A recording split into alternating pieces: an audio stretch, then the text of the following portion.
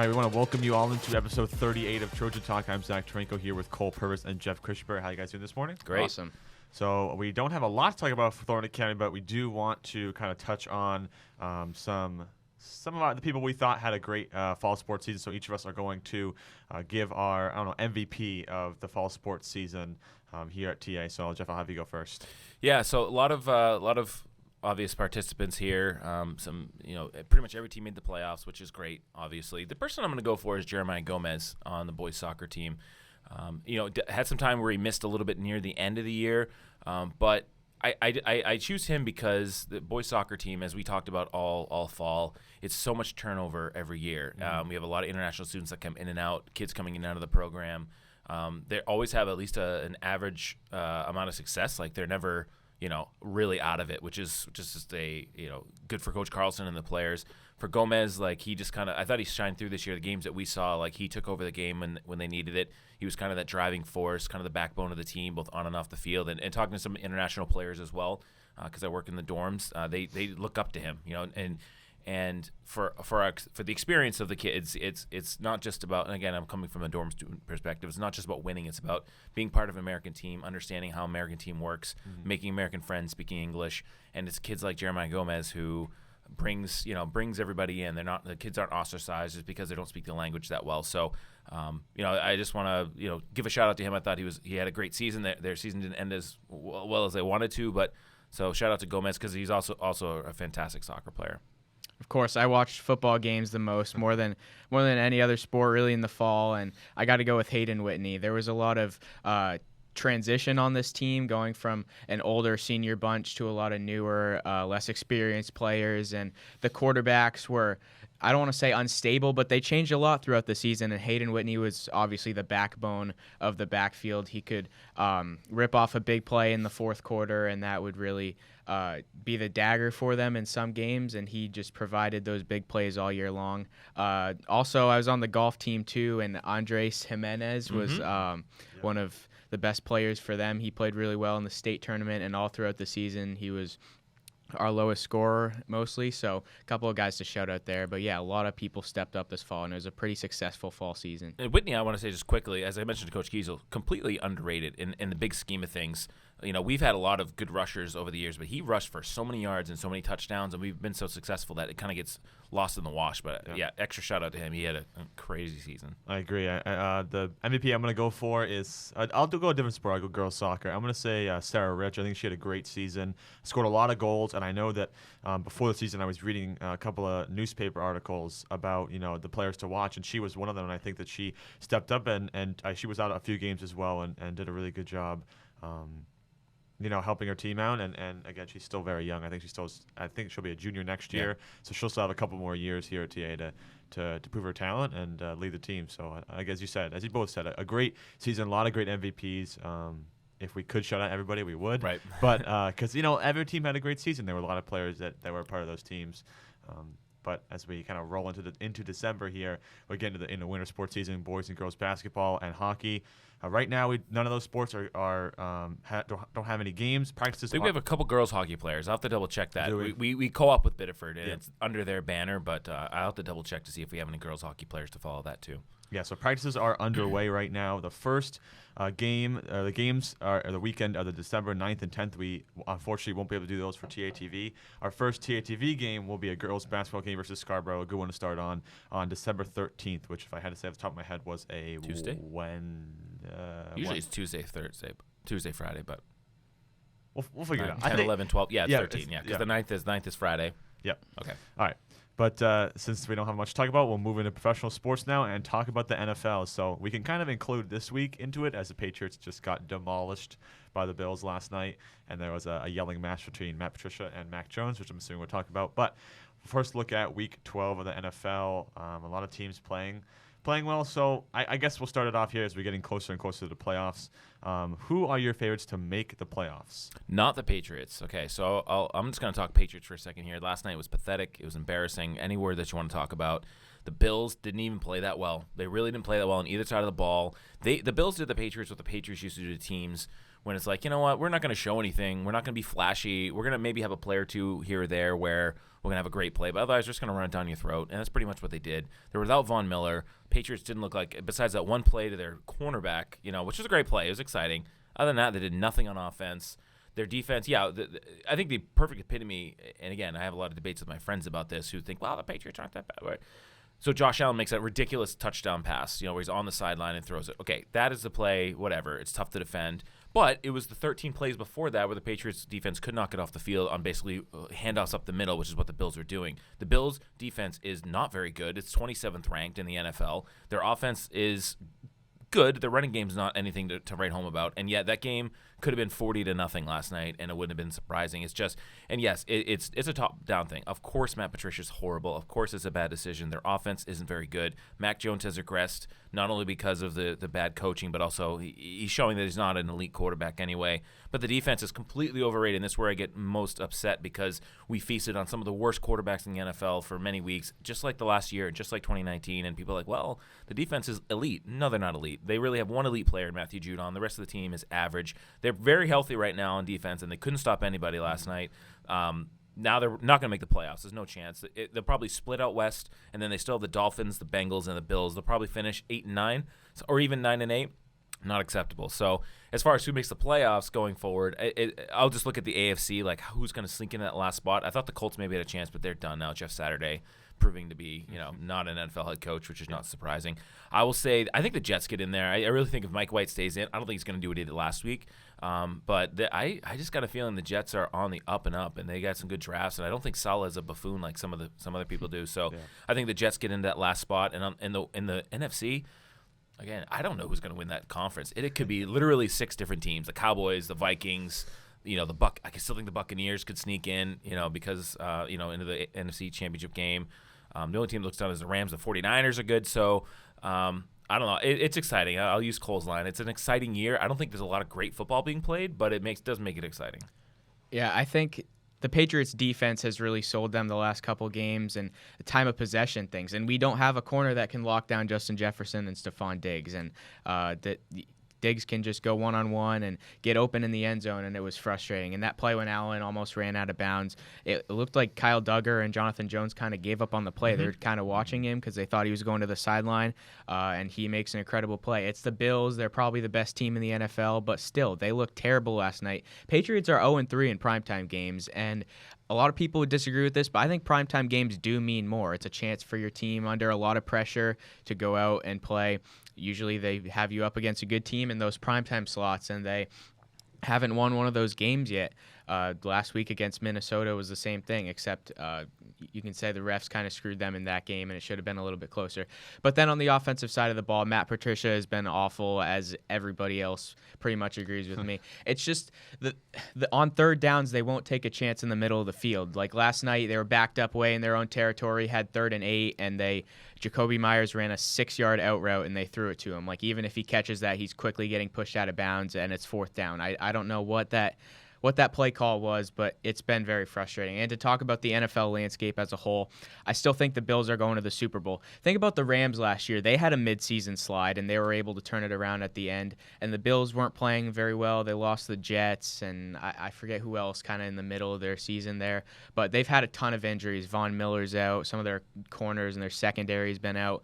They still have Josh Allen, who I think Mahomes is better overall. But I think when Josh Allen is at his very peak in the playoffs, he just turns into a monster. And I think he is the best in the NFL when he's at his peak. And so I think they will go to the Super Bowl. And in the NFC, this is a little bit of an underdog, but I'm going with San Francisco because of all the weapons. And Jimmy G can have a game when you need him to sometimes. And I don't know how you stop McCaffrey and Debo, and then you forget about Kittle over the middle, and Brandon Ayuk can step up as well. It's more about that I don't trust the other teams in the NFC. I don't trust the Cowboys at all. Unless Dak has an amazing 3 or 4 game stretch, I don't think that they will go to the Super Bowl. They'll have an off day and make some mistakes like they did against San Francisco last year and get eliminated. And then the Eagles, I like the Eagles. I'm not trying to hate on them. I think they're well coached and they're good on both sides of the ball, and they've had a lot of great mid-season additions as well as the offseason too. But I think they'll probably lose in the NFC Championship. So right now my Super Bowl pick is 49ers-Bills. Quickly on the Patriots again, it's systemic because what Matt Patricia would say is, well, we have to do quick throws because the line isn't very good. Well, the line isn't very good because you coach the line. Like it's all cyclical. It's the line. It's not about injuries because Isaiah Wynn stinks anyway. They haven't drafted well on the line. They haven't signed anybody on the line. They think they can just roll out. Dante Scarnecchia. He's one of the best ever. He quits and they don't really replace him. So it's his fault. He's quick game. The whole system stinks. And with the Bills, what's fascinating about the Bills too is that they're on paper their offense isn't that good. Like Josh Allen's amazing, Stephon Diggs is amazing. The rest of the wide receivers aren't anything special. Like you can't compare them to what the Chiefs had, but they're still like you just assume they're going to score 30 points a game. And that's how much Josh Allen has come. And the running backs too are all right. Like Singletary's all right and Hines is all right.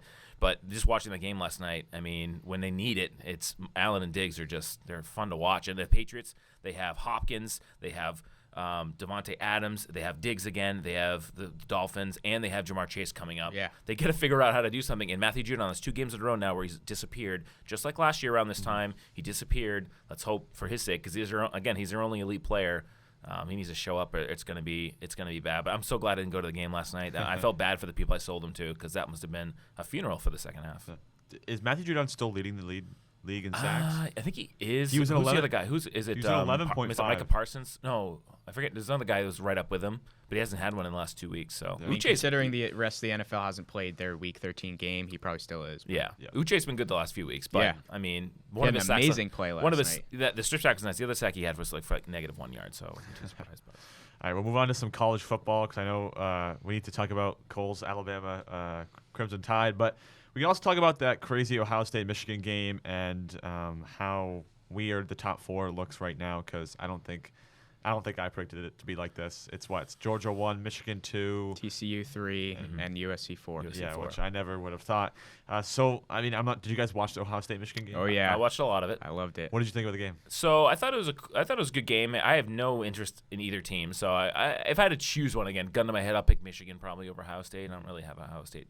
I thought it was cool. I mean, it was cool. I love it when a team on a game like that when a team goes in on the road and shuts up the crowd, especially. And it didn't come down to like one play. You can't blame it on the refs. It was just a Michigan beatdown in the second half. So, and then looking at the top 4, I mean, it's interesting. So you have Georgia and Michigan are in no matter what happens in their conference championship games, even if they lose. You get TCU is kind of like the Cincinnati. They're going to get blown out by whoever they play, I think, in the first round. And then you have USC, which is interesting. I have a soft spot for USC. I almost went there for college. Lincoln Riley's gone there and turned a team that was, I mean, they don't have much talent. Yeah. And for him to do what he's done is pretty incredible. Now, part of me, because I kind of want the chaos, if TCU and USC lose, there's going to be chaos to figure out who gets those 3rd and 4th spots. Probably Ohio State. Could Bama sneak in? Probably not.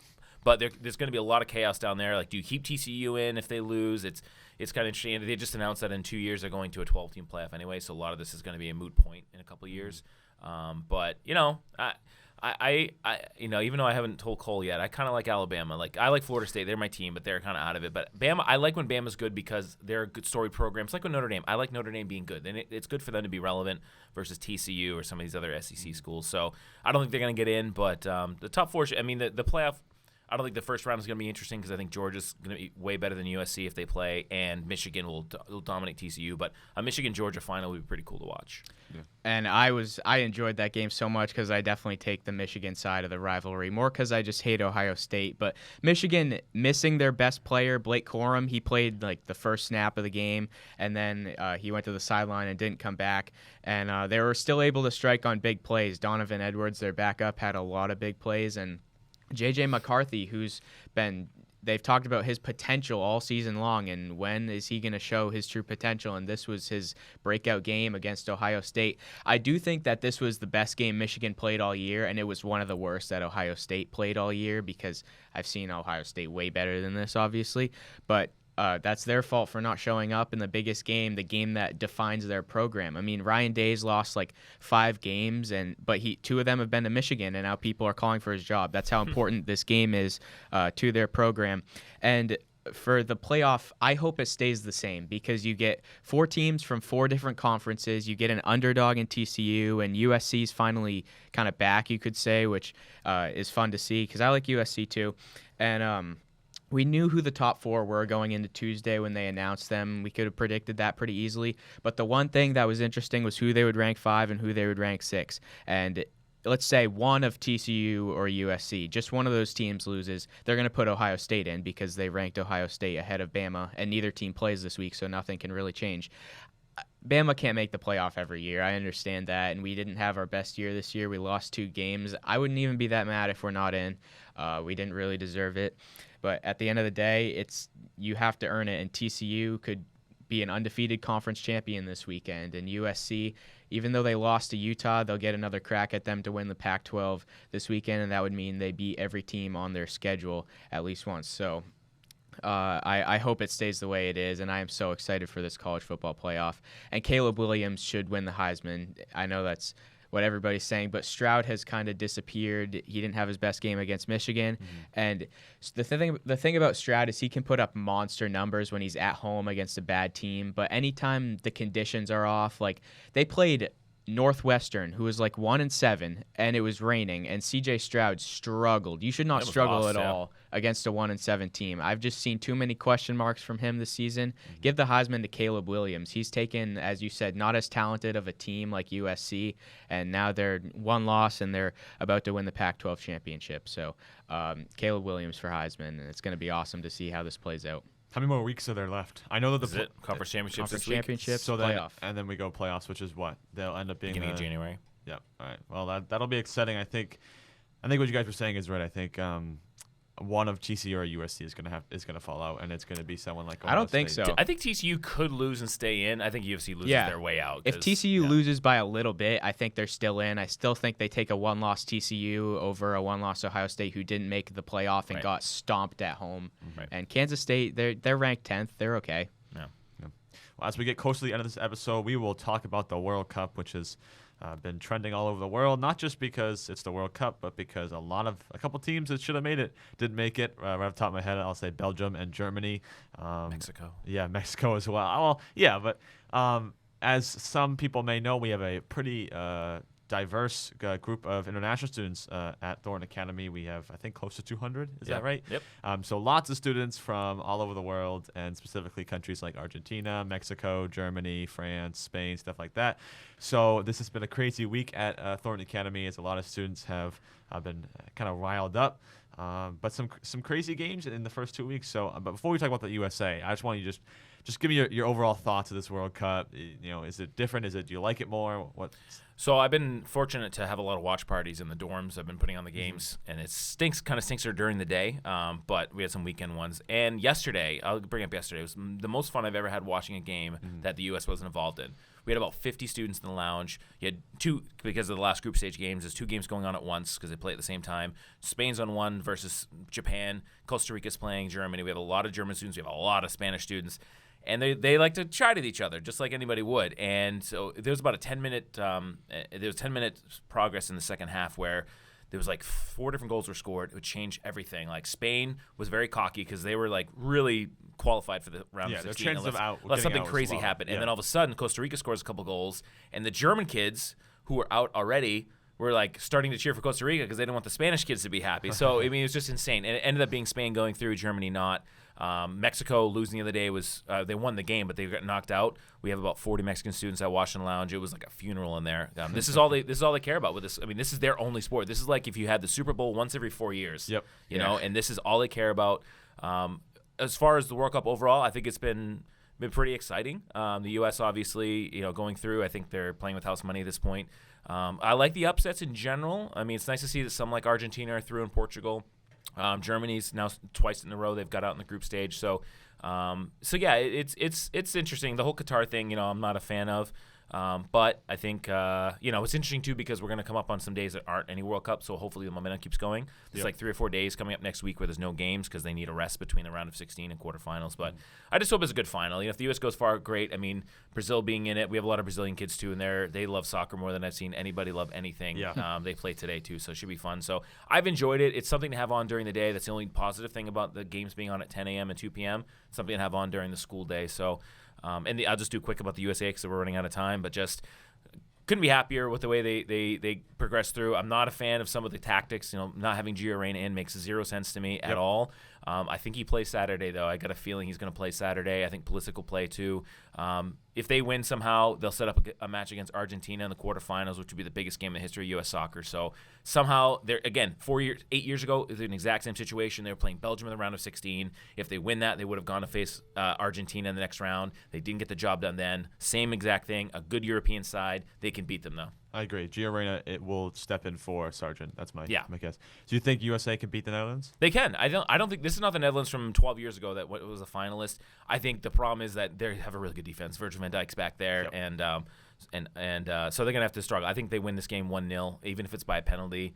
I just think the defense hasn't given up a single goal in open play. That's just the only goal they give up is a penalty. They're going to be playing confident. I don't know. I was very bearish on this team going into the World Cup, but they just got a spark because they're so young. They just don't know. They just don't know what they don't know, and it's been fun to watch. I just want some goals though. Yeah. Me too. Saturday, 10 a.m. Yeah. Well, that's going to do it for episode 38 of Trojan Talk. I know next week the three of us will be back, and we'll have a lot of TA Sports preseason kind of predictions to talk about as we get closer and closer to the winter sports season. But we want to thank you all for watching episode 38, and we'll see you all next week.